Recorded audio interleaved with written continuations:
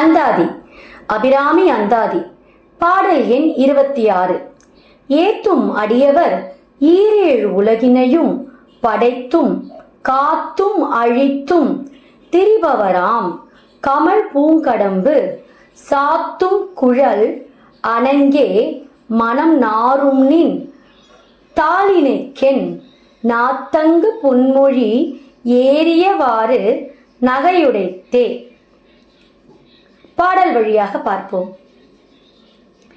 ஏத்தும் அடியவர் ஈரேழுலகினையும் படைத்தும்